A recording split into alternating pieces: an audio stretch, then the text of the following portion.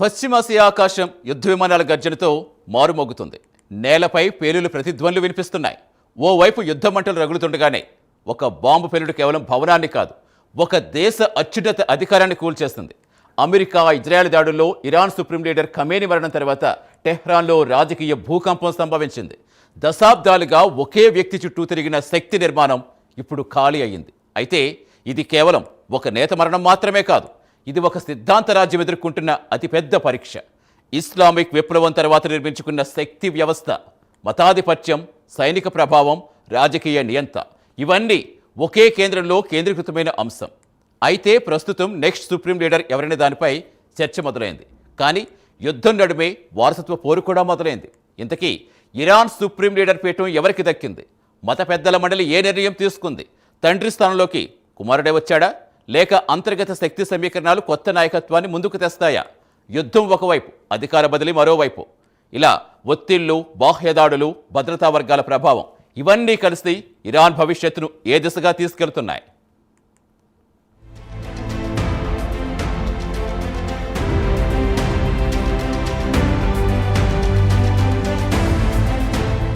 పశ్చిమాసియాలో యుద్ధమేఘాలు గట్టిగా కమ్ముకున్న ఈ సమయంలో ఒక్క దాడి ఒక దేశపు రాజకీయ భవిష్యత్తును ఎలా మార్చగలదో ప్రపంచం ప్రత్యక్షంగా చూస్తోంది.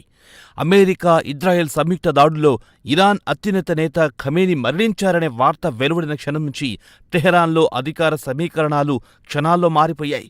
దశాబ్దాలుగా ఒకే వ్యక్తి చుట్టూ కేంద్రీకృతమైన శక్తి నిర్మాణం ఒక్కసారిగా ఖాళీ కావడంతో ఆ దేశ రాజకీయ వ్యవస్థ ఏ దిశగా మలుపు తీసుకుంటుందన్న ఉత్కంఠ నెలకొంది. ఇది కేవలం నాయకత్వ మార్పుకు సంబంధించింది కాదు. యుద్ధం నడుమ ఒక సిద్ధాంత రాజ్యం తన తదుపరి అధ్యాయాన్ని ఎలా రాస్తుందన్న ప్రశ్న.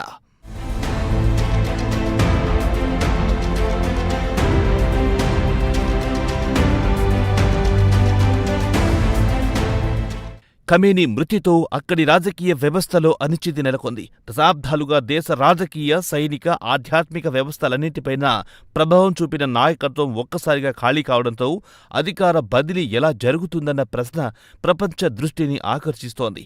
యుద్ధ వాతావరణంతోనే నాయకత్వ మార్పు ప్రారంభమవడం పరిస్థితిని మరింత సంక్లిష్టం చేసింది. ఈ నేపథ్యంలో ముందుకొచ్చిన పేరు ముజ్తబా హుస్సేయినీ ఖమేనీ. అయితే ఖమేనీ రెండో కుమారుడే ముజ్తబా. ఇరాన్ రాజ్యాంగం ప్రకారం సుప్రీం లీడర్ను ఎన్నుకునే అధికారం ఉన్న 88 మంది మత పెద్దల మండలి అయిన అసెంబ్లీ ఆఫ్ ఎక్స్పర్ట్స్ సమావేశమై వారసత్వంపై చర్చించినట్టు విదేశీ మీడియా కథనాలు సూచిస్తున్నాయి. అధికారిక ప్రకటన వెలువడకపోయినా అంతర్గత చర్చల్లో ముజ్తబా పేరు ఖరారైనట్టు తెలుస్తోంది. అయితే యుద్ధ పరిస్థితుల్లో వేగంగా నిర్ణయం తీసుకుంటే ముజ్తబాని లక్ష్యంగా చేసుకునే ప్రమాదం ఉందని కొందరు మత ప్రముఖులు ఆందోళన వ్యక్తం చేస్తున్నారు.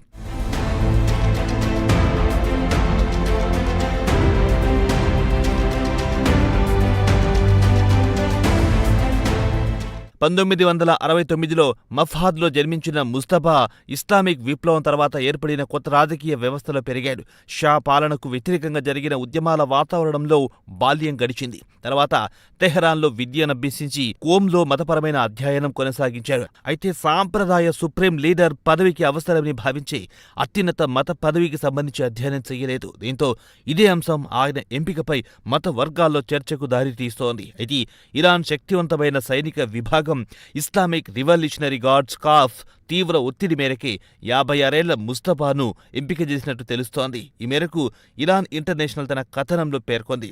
సైన్యంతో ముజ్తబాకున్న సన్నిహిత సంబంధాలే ఆయన నియామకానికి కారణమని విశ్లేషకులు భావిస్తున్నారు.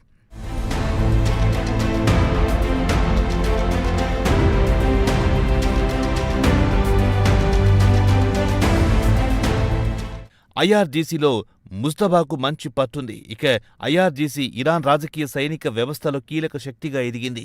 దేశ భద్రత మాత్రమే కాకుండా ఆర్థిక రంగంపైన దాని ప్రభావం విస్తరించింది.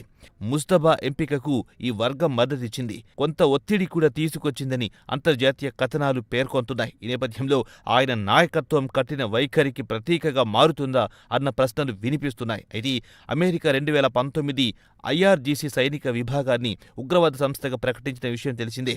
విదేశీ ఆస్తులు, పెట్టుబడులపై కూడా అనేక కథనాలు వెలువడ్డాయి. అయితే ఈ ఆరోపణలను ఇరాన్ అధికార వర్గాలు ఖండించాయి. ఇక ఇప్పుడు అదే సైన్య మద్దతుతో ముస్తఫా అధికార పీఠం ఎక్కడం పశ్చిమాసియాలో కొత్త సమీకరణాలకు దారితీయొచ్చని నిపుణులు అంచనా వేస్తున్నారు. కానీ ముస్తఫా అనుచరులు మాత్రం సంక్షోభ సమయంలో నియంత్రణకు ఆయన అవసరమని వాదిస్తున్నారు.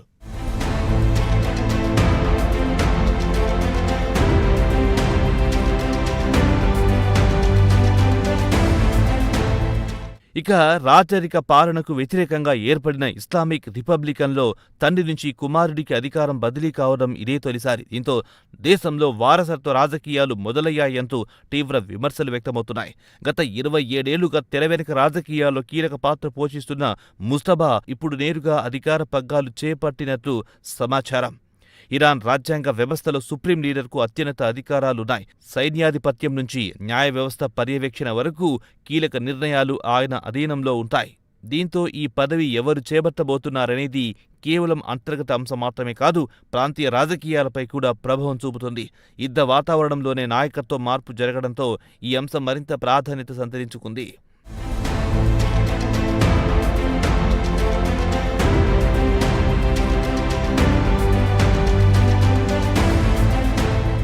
మరోవైపు ఈ పరిణామాల మధ్యే కోమ్లోని మత పెద్దల భవనం లక్ష్యంగా దాడులు జరుగుతుండటంతో పరిస్థితులు మరింత తీవ్రంగా మారాయి. అదే సమయంలో అమెరికా, ఇజ్రాయెల్ దాడులు కొనసాగుతుండగా ఇరాన్ ప్రతి దాడులు చేపట్టింది. గల్ఫ్ ప్రాంతంలో ఉద్రిక్తతలు పెరగడంతో చమురు ధరలు ఎగబాకాయి.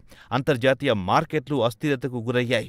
యుద్ధం 4 రోజులకు విస్తరించినా ఈ దాడుల ప్రాంతీయ శాంతి భద్రతలపై ప్రశ్నలు లేవనెత్తుతున్నాయి. మరోవైపు తాత్కాలిక పరిపాలనా బాధ్యతలు 3 ప్రముఖుల మండలికి అప్పగించినట్టు సమాచారం. ఇది 1979 విప్లవం తర్వాత రెండోసారి అధికార బదిలీ ప్రక్రియ ప్రారంభమైన సందర్భం. గతంలో 1989లో జరిగిన మార్పుతో పోలిస్తే ప్రస్తుత పరిస్థితి మరింత సంక్షోభంగా ఉంది. అంతర్గత ఏకాభిప్రాయం ఎంత త్వరగా కుదురుతుందో, భద్రతా వ్యవస్థలు ఎవరిని అనుసరిస్తాయో, ప్రజాభిప్రాయం ఎలా మలుపు తీసుకుంటుందో అన్నదే ఇరాన్ భవిష్యత్తు దిశను నిర్ణయించనుంది. మొత్తానికి యుద్ధపు మంటల్లో ఇరాన్ కొత్త అధ్యాయం మొదలవుతోంది. నాయకత్వ మార్పు ఎలా ముగుస్తుందో, శక్తి సమీకరణాలు ఎటు తిరుగుతాయో అనే అంశాలే పశ్చిమాసియా భవిష్యత్తును నిర్ణయించబోతోంది.